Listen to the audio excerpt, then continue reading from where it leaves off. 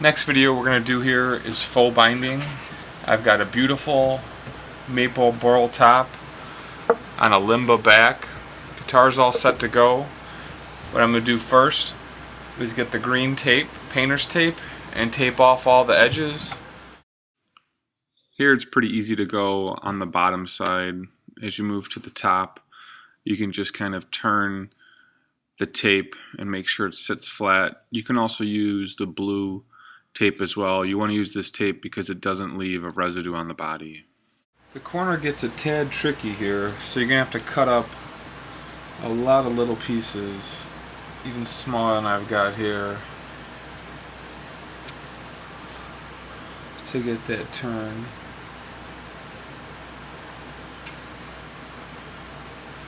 And just keep making the turn here.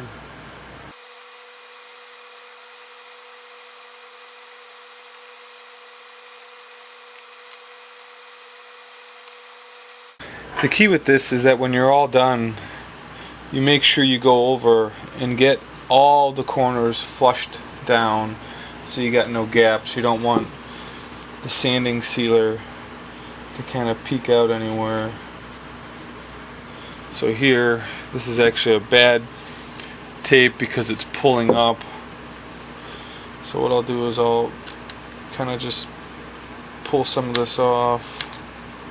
There's too much tension in the tape across this, so I'll go with multiple pieces here. You definitely want it to be flush and not pulling.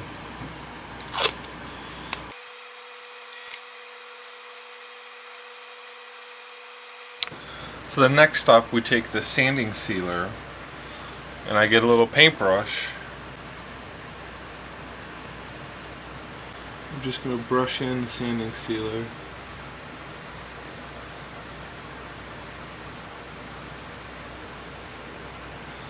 So this is all done by hand.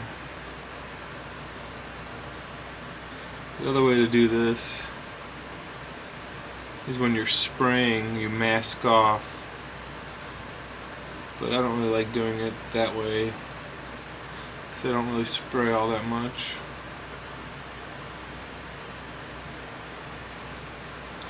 So this seals the grain.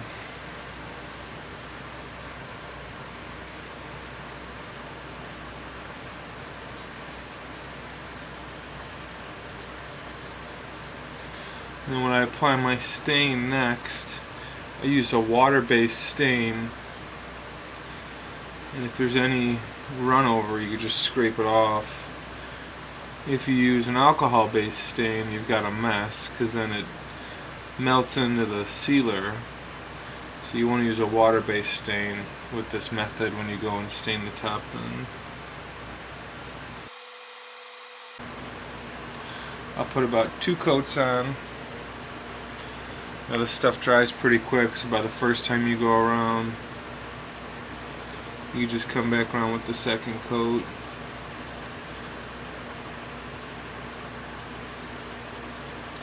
It is important to make sure that your sides are sanded to at least 240. If you only do it to like 180, you'll have scratch marks. So on this body I spent probably about a half hour going through and making sure all the scratches are off so you don't see the scratches.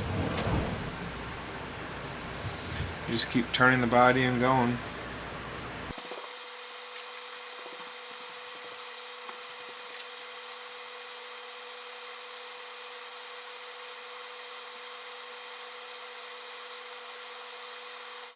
So this is what it looks like as you're going around the second time. Darkens up nicely here.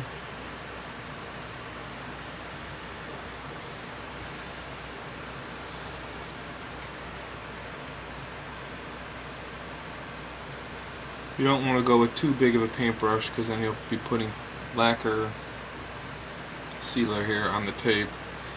You actually just don't want to get anything on the tape. It just makes life easier later when you have to pull it all off.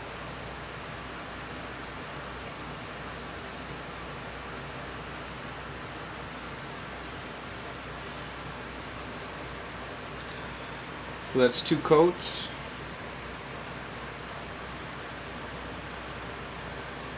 I'll let this dry for about an hour. And while this is still wet, we'll take this off.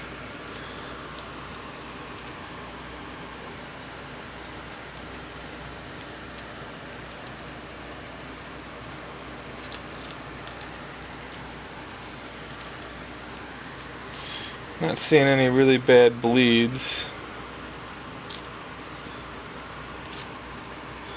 Maybe a spot here, a couple spots there.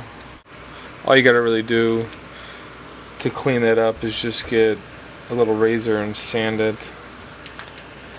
I'll pull it off here too.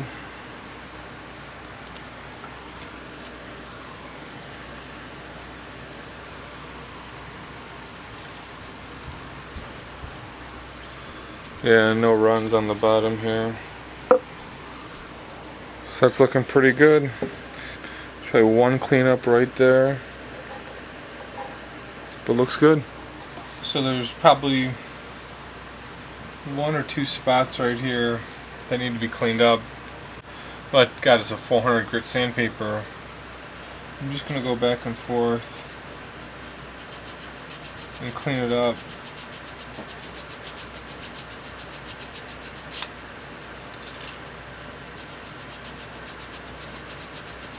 So you can do that in any of the spots that don't look right, where there's a little bleeding in. That way you'll get some fresh wood when you stain.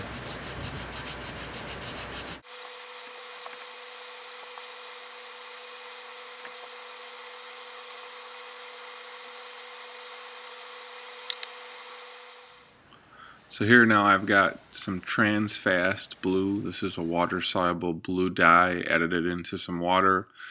I'm going to stain this top a nice blue. I'm going to kind of go for a blue jeans sanded back type of look. Be real unique with a maple ball. You don't see that too often. So it's key here to use water based so you don't get any bleeding in and you get that nice cut line.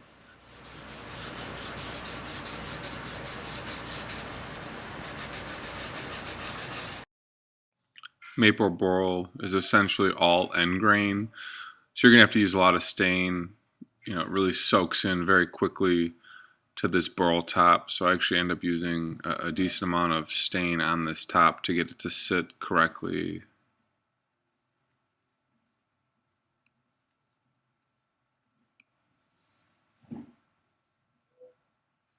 So next I'm going to take a water soluble brown and just put this brown here on the back as well. Don't want to leave kind of that plain limbo look. I wanted to go with a little bit darker to really show that cut in line from the faux binding. So here I'm going to add some brown to the back. You know, the more brown you add to the water, the darker it is. So you can play with colors here, and you know, it just depends on what you're looking for.